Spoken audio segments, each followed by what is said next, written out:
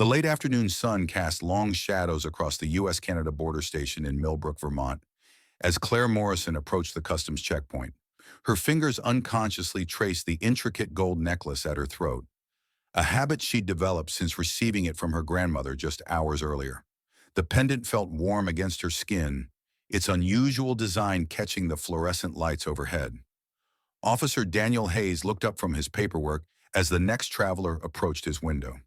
His routine greeting died on his lips as his eyes fixed on the necklace she wore. The elaborate pendant with its distinctive scrollwork was unmistakable, identical to the piece described in a decades-old theft report he'd been reviewing just last week as part of his art recovery research. His professional demeanor shifted subtly, shoulders straightening as he studied her face. "Good afternoon, ma'am. Passport, please." His voice remained steady, but his eyes kept returning to the jewelry. "Purpose of your visit to Canada?" Claire handed over her documents, unaware of his intense scrutiny. "I was visiting my grandmother in Montreal. First time I've seen her in 15 years, actually." She smiled, but something in his expression made her falter. "Is there a problem, officer?" "Hayes, Officer Hayes." He examined her passport more thoroughly than necessary, comparing her photo to her face while his mind raced. The necklace matched every detail from the museum theft report: the twisted gold band, the central stone, even the tiny inscription around the edge. "And what's your grandmother's name, Miss Morrison?" "Helen Morrison. Well, Helen Dubois now. She remarried after my grandfather died." Claire shifted uncomfortably. "Officer Hayes, you seem concerned about something. Is my paperwork not in order?" Hayes's hand moved toward his radio, then stopped. He looked directly into her eyes, noting her genuine confusion. After 20 years in law enforcement, he could usually spot deception, but this woman seemed honestly bewildered by his attention. Still, protocol was protocol, and that necklace represented a significant theft from the Burlington Museum of Fine Arts decades ago. "Ma'am, I'm going to need you to step aside." The small interview room felt suffocating despite its adequate size. Claire sat across from Officer Hayes, her hands clasped tightly in her lap as he spread several documents across the metal table between them. The fluorescent light hummed overhead, casting harsh shadows that made everything feel surreal and threatening. "Miss Morrison, I need you to look at this photograph." Hayes slid a manila folder toward her, his expression carefully neutral. "This is from a theft report filed in 1952. The stolen item was a gold necklace with distinctive European craftsmanship, valued at over $50,000 in today's currency." Claire opened the folder with trembling fingers. The black and white photograph showed a necklace identical to the one around her neck, displayed on velvet in what appeared to be a museum case. Her breath caught in her throat as she read the description below. "Seized by customs officials, origin unknown, believed to be of Jewish European heritage circa 1940s. "This is impossible," she whispered, touching her necklace protectively. "Grandma Helen said this belonged to her mother, my great-grandmother Anna. She gave it to me today as a peace offering. We've been estranged since my father died 5 years ago. She said Anna wore it when she came to America before the war." Hayes leaned forward, his expression softening slightly at her obvious distress. "Miss Morrison, I understand this is shocking, but I have to follow procedure. Can you tell me exactly what your grandmother told you about this piece?" "She said Anna Morrison, that was her maiden name before she married my great-grandfather, brought it from Europe when she was very young. Helen always kept it locked away, said it was too precious to wear except on special occasions. When I decided to visit her last week to try to heal our family rift, she insisted I take it. Said it was time for it to come home to the family." Claire's voice cracked. "She made me promise to wear it always to remember where I came from." Hayes studied her face, torn between professional duty and growing sympathy. Something about her story felt authentic, but the evidence was undeniable.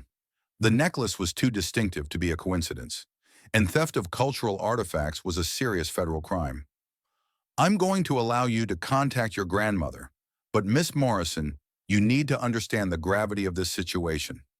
If this necklace was indeed stolen from a museum, possession of stolen property is a felony charge." Claire's face went pale as she whispered, "That's impossible. Grandma Helen said this belonged to her mother." Hayes watched as Claire dialed her grandmother's Montreal number with shaking fingers. The phone rang once, twice, then went directly to voicemail. Helen's recorded voice, warm and slightly accented, filled the small room. "You've reached Helen Dubois. I'm unable to take your call right now, but please leave a message and I'll return your call as soon as possible. Grandma, it's Claire. Please call me back immediately. I'm at the border and there's been a terrible misunderstanding about the necklace. They think it's stolen from a museum. Please, I need you to explain to them about great-grandmother Anna. Call me back right away." Her voice broke as she ended the call. Hayes noted the genuine anguish in her voice, the way her hands trembled as she set down the phone. In his experience, criminals were either much better actors or much worse liars than this woman appeared to be. Still, he'd seen families unknowingly in possession of stolen goods before, sometimes for generations. "Miss Morrison, I know this is difficult, but can you think of anyone else who might verify your family's ownership of this piece? Any documentation, photographs, insurance records?" "I don't know. Helen and we haven't been close. After Dad died, she said some things about how he raised me, about forgetting our heritage. I was so angry I cut off all contact. This visit was supposed to fix everything." Claire wiped her eyes with the back of her hand. "She has some old photo albums, letters from Anna, but I don't know what they say. Helen speaks French mostly now, and my great-grandmother's letters were in some European language I couldn't read." Hayes's radio crackled to life, interrupting their conversation. He stepped aside to answer, his expression growing increasingly grim as he listened to the dispatcher's report. Claire watched his face change, fear growing in the pit of her stomach. He returned to the table, his professional mask firmly in place but his eyes showing concern. "Miss Morrison, I've just received word from the Montreal police. There's been a break-in at your grandmother's apartment on Rue Saint-Denis. Mrs. Dubois was found unconscious by a neighbor and has been taken to Montreal General Hospital. The apartment was ransacked, and several valuable items appear to be missing." Claire shot to her feet, the chair scraping loudly against the linoleum floor. "Is she okay? I have to get to her. Please, Officer Hayes, my grandmother needs me." "The report says she's conscious but shaken. However, Miss Morrison, given the timing of this incident and the questions surrounding your necklace, I'm afraid this complicates our situation considerably.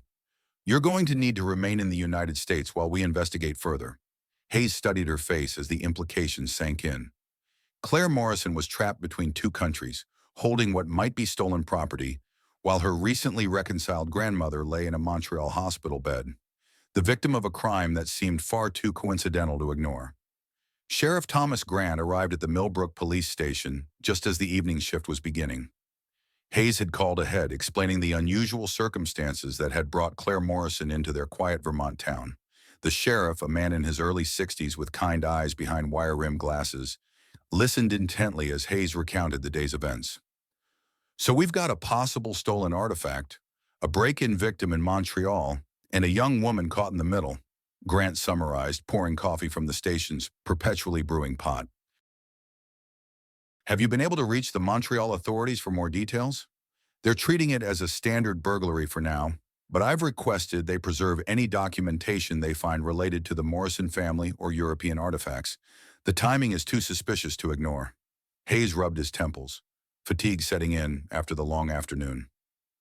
"I've arranged for Miss Morrison to stay at the Millbrook Inn for tonight.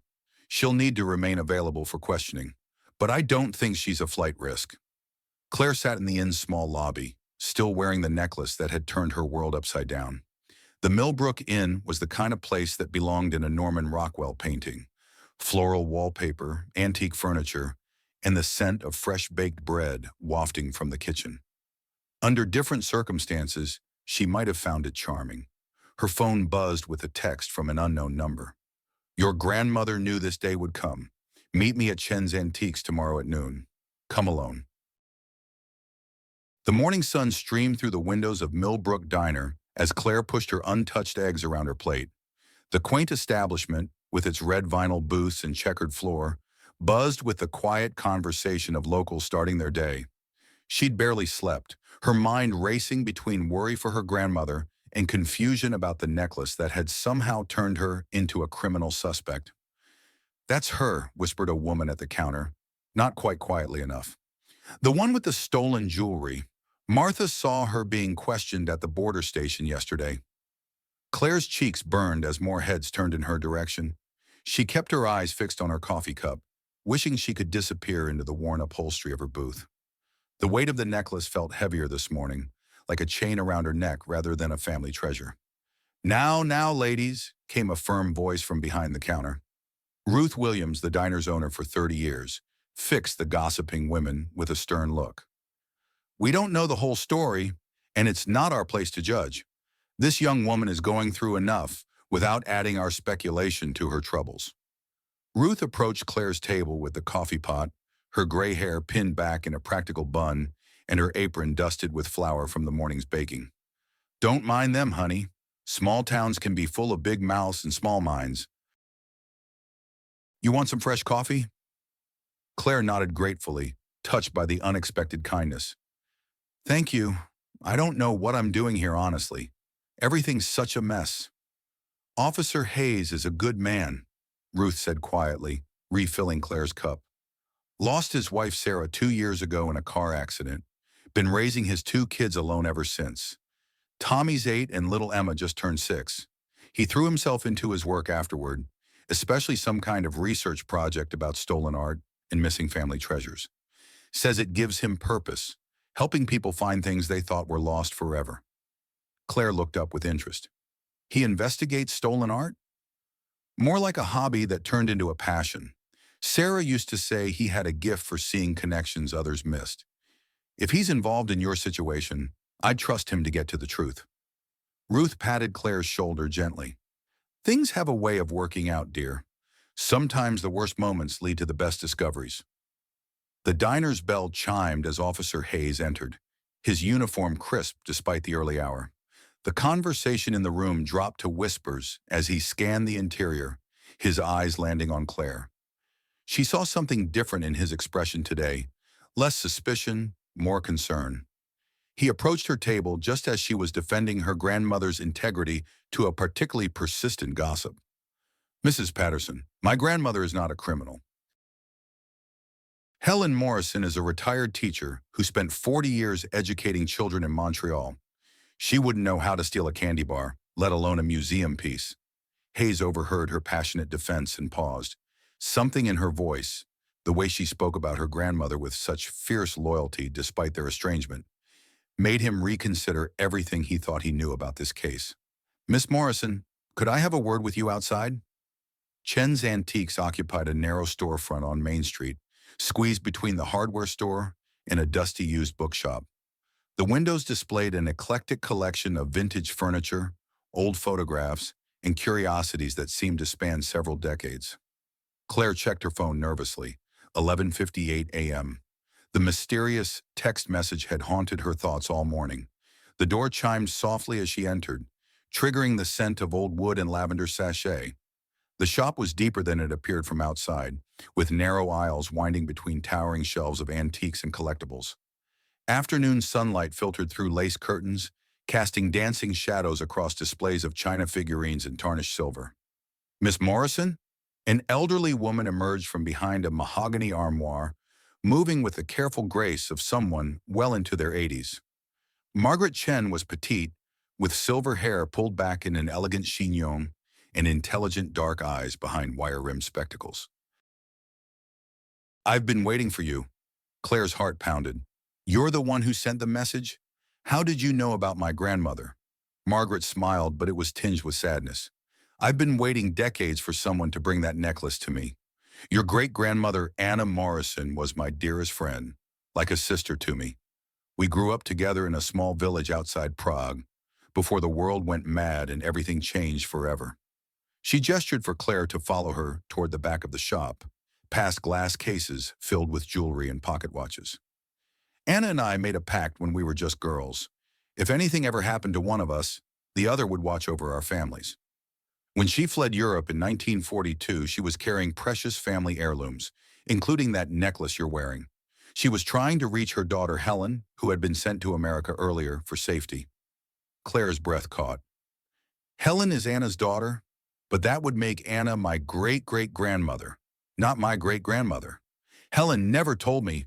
There's so much Helen never told you, child. The war scattered families like leaves in a storm. Anna was pregnant when she left Prague, carrying Helen's younger brother. But the ship, Margaret's voice trailed off, pain flickering across her weathered features.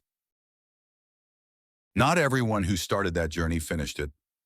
Margaret led Claire to a small sitting area in the shop's rear, where an antique desk held carefully preserved photographs and documents. She opened a leather portfolio and withdrew a sepia-toned photograph, handling it with reverence.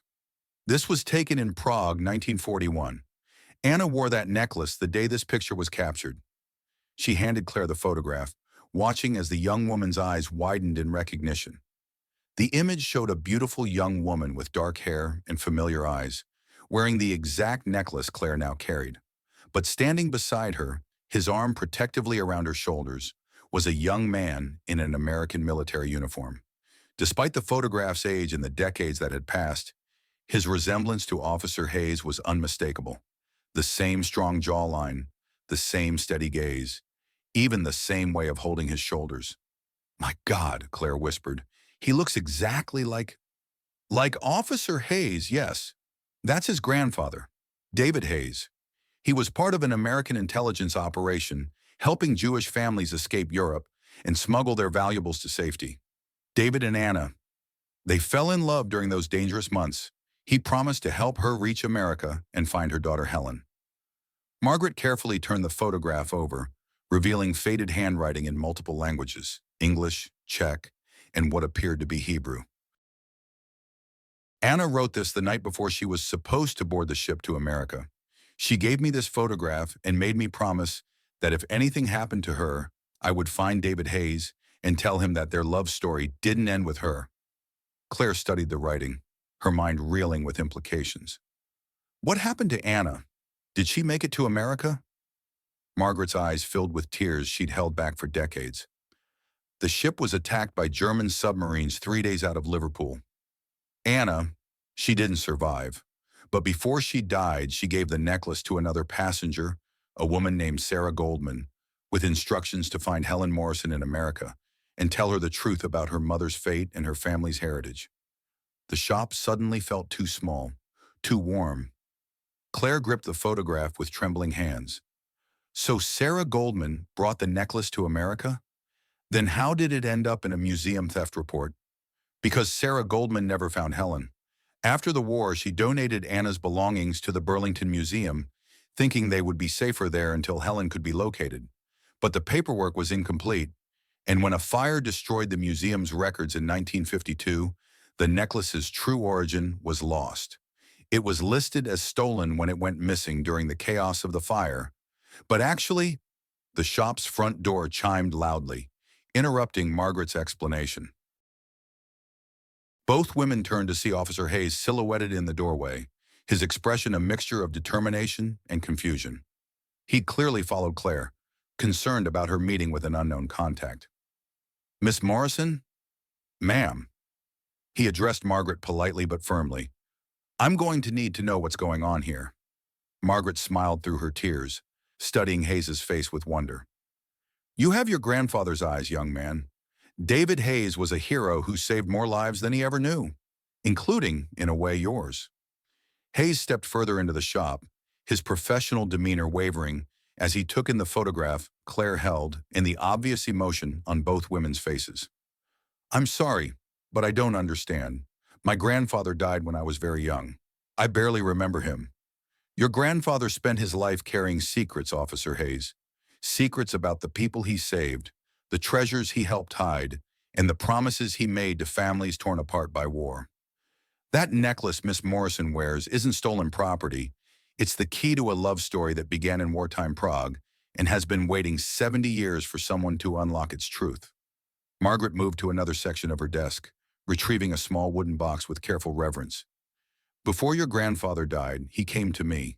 He'd spent decades searching for Helen Morrison, trying to fulfill his promise to Anna. He never found her, but he left something with me, something he said his family would need someday when the past finally caught up with the present." She opened the box to reveal a leather-bound journal its pages yellowed with age but preserved with obvious care. The cover bore David Hayes' name in faded gold lettering. This diary contains the truth about Anna Morrison, the necklace, and your grandfather's mission to reunite families with their heritage. It also contains something else. Proof that Anna Morrison never made it to America, but before she died, she entrusted David with more than just her jewelry. Hayes reached for the journal with hesitant hands, as if touching it might unleash forces he wasn't prepared to face. As he opened to the first page, his grandfather's familiar handwriting emerged. Entries dated from 1942 through 1963, documenting a secret life of rescue missions, hidden treasures, and a love affair that transcended war and death. The first entry, dated September 15, 1942, began. Today I met a woman who will change everything I thought I knew about courage. Her name is Anna Morrison, and she's carrying more than jewelry when she boards that ship tomorrow. She's carrying the hope of a family that's already been scattered to the winds, and somehow, God help me, she's carrying my heart as well. Hayes's living room felt smaller, with 3 people crowded around the coffee table. The leather-bound diary opened between them like a bridge spanning decades. Claire sat cross-legged on the carpet, her fingers tracing the faded photographs tucked between the journal's pages, while Hayes occupied his usual chair and Margaret perched on the edge of the sofa. The late evening light filtered through sheer curtains, casting everything in golden hues that seemed appropriate for uncovering buried family secrets. Listen to this entry from October 1942, Hayes read aloud, his voice thick with emotion. Anna didn't make it to New York. The telegram came today. Submarine attack. No survivors from the women's compartment. But before she died, she gave her necklace to another passenger, Sarah Goldman, with a letter for her daughter Helen. Sarah promised to find Helen and tell her the truth about her mother's courage, her family's heritage, and about me. Claire wiped tears from her cheeks. So Sarah Goldman was supposed to find Helen? What happened? Hayes turned several pages, scanning his grandfather's careful handwriting. Here, 1943. Searched every Morrison in the phone directories from New York to California. Helen Morrison seems to have vanished. Sarah Goldman donated Anna's belongings to the Burlington Museum until Helen could be found. I promised Anna I would protect her family, but how do you protect someone who doesn't want to be found? Margaret nodded sadly. Helen changed her name after the war. She was terrified that staying connected to her European heritage would put her in danger. Many survivors did the same thing. They buried their past to build safer futures for their children. The diary revealed David Hayes' obsession with finding Helen Morrison, documenting years of searches, letters to immigration offices, and dead-end investigations. His entries grew increasingly desperate as the years passed, each failed attempt weighing more heavily on his conscience. My God, Hayes whispered, reading a 1955 entry. Listen to this. Started teaching my son Robert about our family's mission. Someday when I'm gone, he'll need to continue searching for the Morrison family. Anna's necklace isn't just jewelry. It's a promise I made to a dying woman, a covenant between our families that transcends death itself. Claire looked up sharply. Robert Hayes, that was your father? Hayes nodded, his expression growing pained. Dad disappeared when I was 12. Just vanished one day, left behind only debts and questions. I always assumed he abandoned us, but now, he gestured at the diary. What if he was still searching for Helen Morrison? What if his disappearance was connected to this promise? The diary's later entries painted a picture of Robert Hayes continuing his father's mission with increasing desperation. References to promising leads, Montreal connections, and Helen's new identity filled the pages from the 1980s and 1990s. Margaret closed her eyes as if gathering strength for what came next. There's something else you both need to know. Your father didn't abandon his family, Officer Hayes. 3 weeks ago, Helen Morrison contacted me for the first time in 40 years. She said a man named Robert Hayes had found her in Montreal, that he'd been searching for her for decades to return something that belonged to her mother. Hayes felt the world shift beneath him. My father found Helen? Recently? Helen was terrified. She thought Robert might be a con artist trying to steal from her, or worse, that someone had discovered her wartime identity and come to harm her. She refused to see him, threatened to call the police if he contacted her again. Robert left Montreal heartbroken, but not before leaving his contact information with Helen's neighbor. Claire's phone buzzed, interrupting the revelation. She glanced at the screen, then gasped.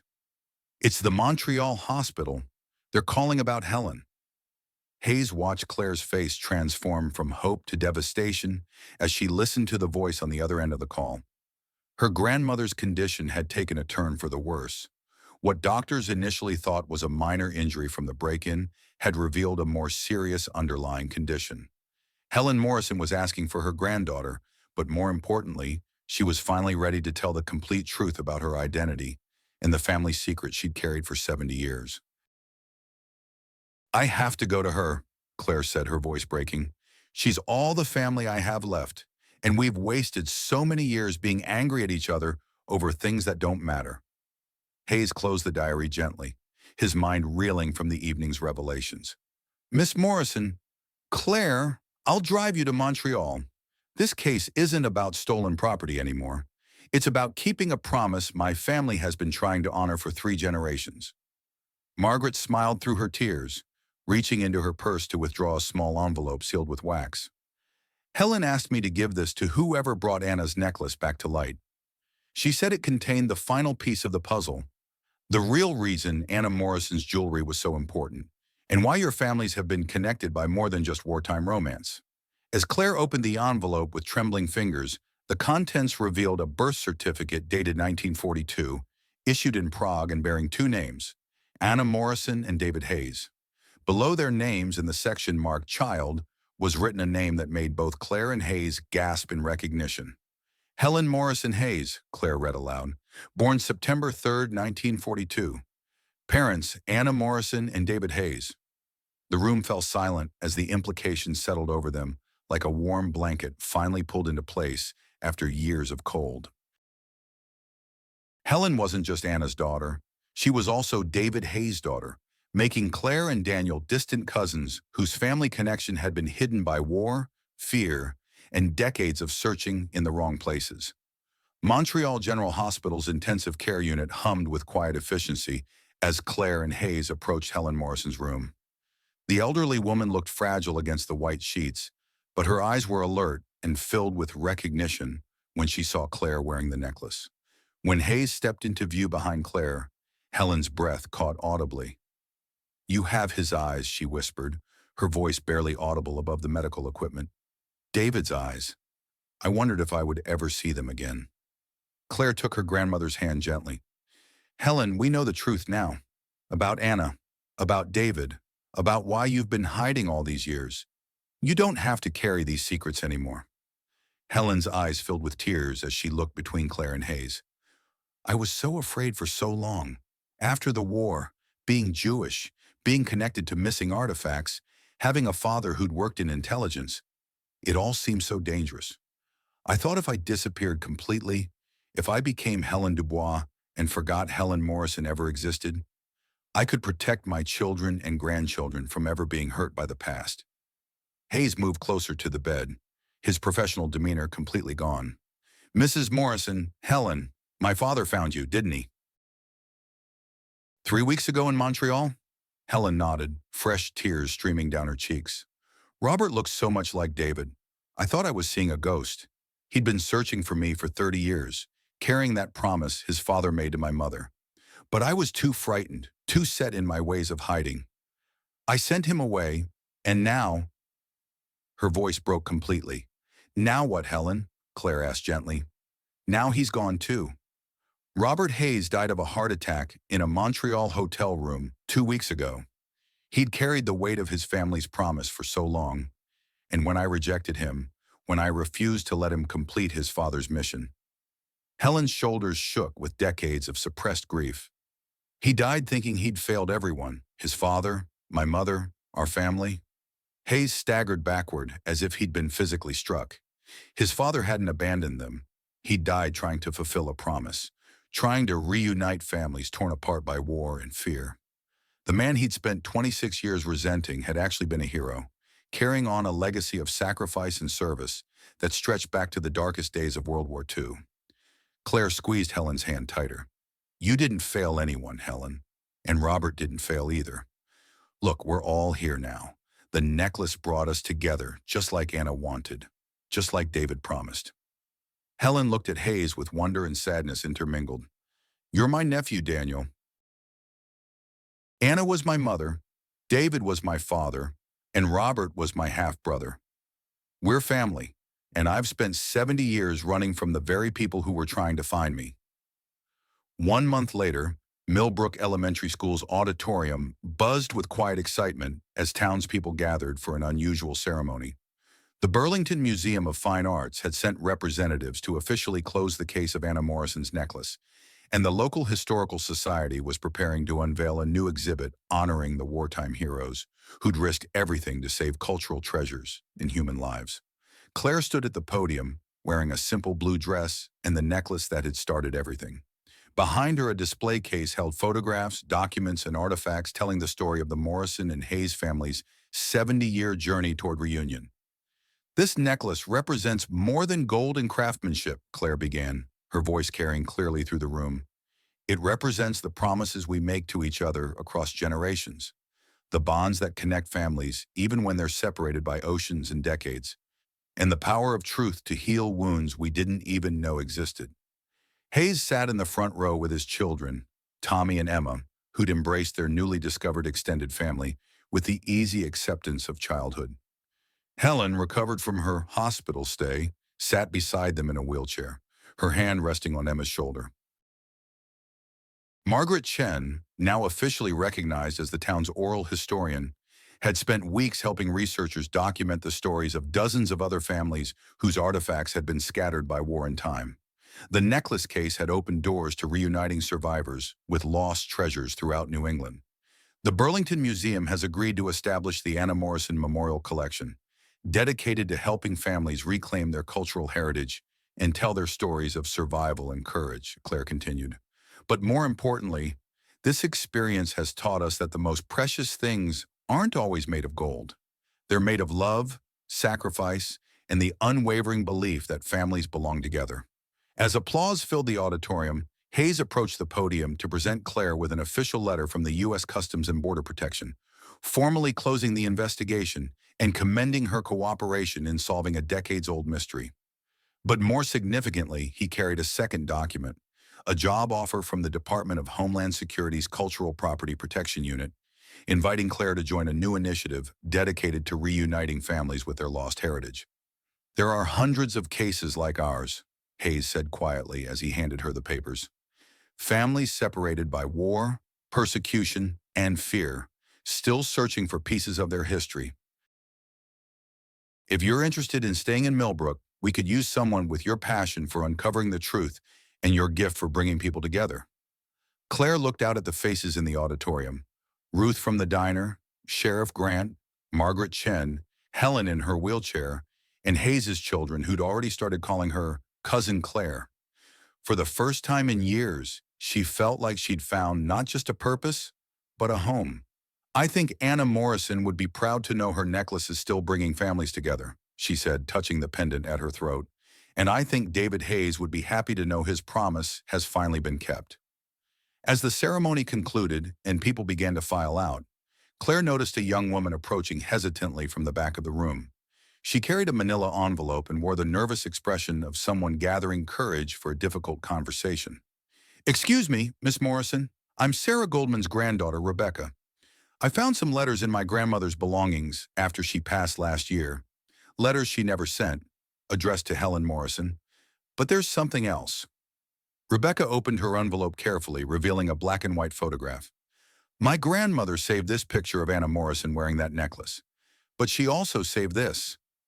Rebecca held up a delicate gold ring, its design clearly matching the necklace's intricate scrollwork.